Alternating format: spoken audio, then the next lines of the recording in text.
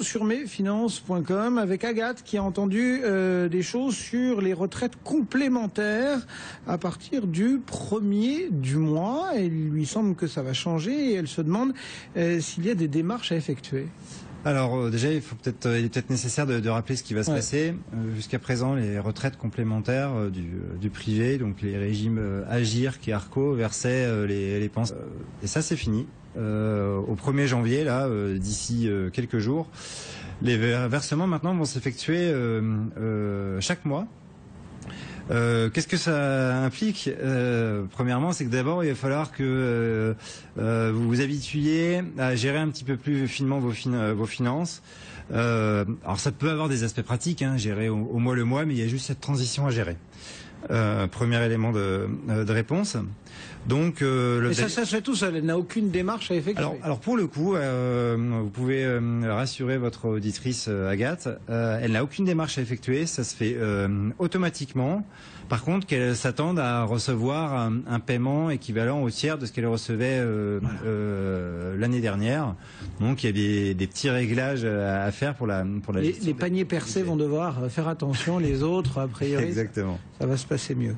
Voilà, donc Agathe, rassurez-vous, ça va se faire tout seul. Attention juste à ne pas avoir un choc en voyant le montant arriver sur votre compte en banque. Attachez votre ceinture. Vous nous parliez des perps tout à l'heure, Olivier. On a justement une question de Jean Damien qui a vu des perps vendus sur Internet. Il se demande si ces perps-là sont aussi fiables que les autres. Alors, non seulement ils sont aussi fiables, mais à première vue, sachant que les premiers perps sur Internet ont été commercialisés là, cette année en 2013, ils semblent plus performants.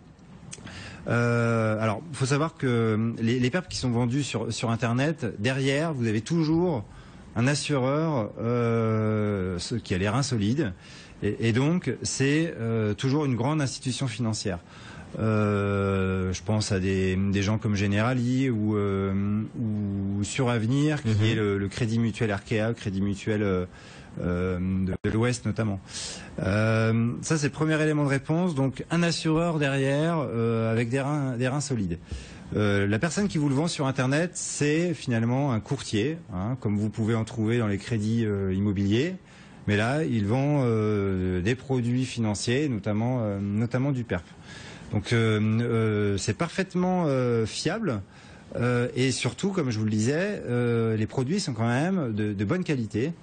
On a des rendements sur les fonds en euros des PERP. Sachez que le PERP, ça fonctionne un petit peu comme contrat d'assurance vie. Vous avez des fonds en euros et des unités de compte. Alors les fonds en euros sont globalement dans le haut du panier en termes de performance pour des PERP. Et ils sont globalement dans la bonne moyenne des fonds en euros des contrats d'assurance vie, première chose.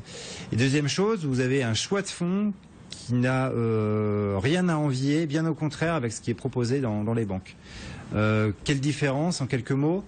Dans une banque, en général, vous avez des produits maison, les fonds de la société de gestion de la filiale de banque, un panel assez restreint. Là, dans un PERP Internet, on est multigestionnaire, donc vous avez des fonds de la plupart des grandes sociétés de gestion du marché. Le meilleur du meilleur. Je ne sais pas si c'est les meilleurs, en tout cas, vous avez le choix et vous avez en général au minimum une cinquantaine de fonds. Donc largement de quoi choisir au milieu des classes d'actifs. Alors ça c'est pour la qualité du produit. Et dernière chose, last but not least, on est sur Internet et qui dit Internet dit frais réduits et ça se retrouve sur les PERP. On a des frais sur versement qui sont nuls. Qu'est-ce que ça signifie? C'est que quand vous allez faire vos versements sur votre PERP, vous n'allez pas avoir votre épargne qui va être grignotée de 2, 3, 4%, 100% versé, 100% sur votre compte. Ça c'est aussi intéressant. Voilà, réponse très concrète à votre question, Jean Damien. Oui, les PERP sur Internet sont intéressants, peut-être même plus que les autres PERP. Question d'Hugo à présent sur le PEA PME, produit qui va voir le jour dans les toutes prochaines heures, entre guillemets. Est-ce qu'il faut qu'il en ouvre un, Hugo? Il ne peut pas le faire tout de suite, on est bien d'accord. La loi de finances est publiée ce jour au journal officiel. Le PEA-PME est un dispositif qui est créé dans le cadre de la loi de finances, donc faut attendre le 1er janvier. Ensuite, s'il a déjà un PEA, il y a fort à parier que son conseiller lui en parle. Est-ce qu'il faut souscrire systématiquement? Pas sûr. C'est un nouveau produit ou est-ce qu'il va s'intégrer dans le PEA? Je veux dire, si on a une antériorité fiscale sur notre PEA, le PEA-PME qu'on va ouvrir, il aura la même antériorité fiscale. Le compteur se remet à zéro. Ah, voilà, on est sur un nouveau PEA. Ce que vous aviez sur votre PEA n'est pas transférable sur votre PEA-PME.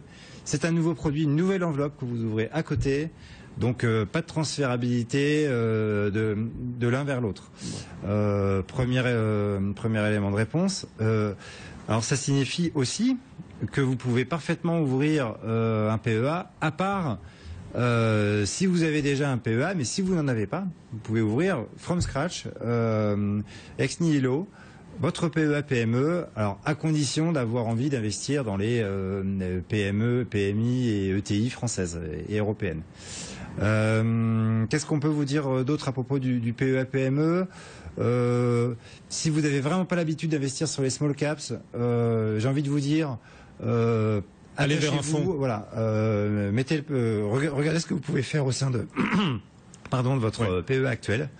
Dans votre PEA, vous pouvez parfaitement loger des fonds ou des valeurs type PEA-PME.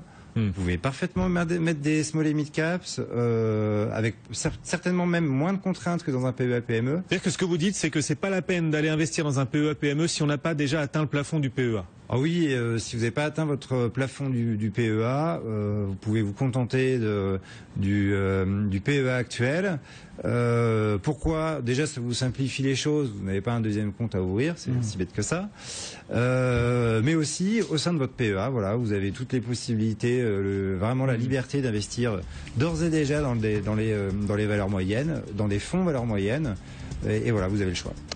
Voilà, réponse très claire d'Olivier Brunet, qui n'est pas ultra fan de ce PEA-PME qui va voir le jour dans quelques... Aussi, mais pour les personnes qui sont vraiment averties.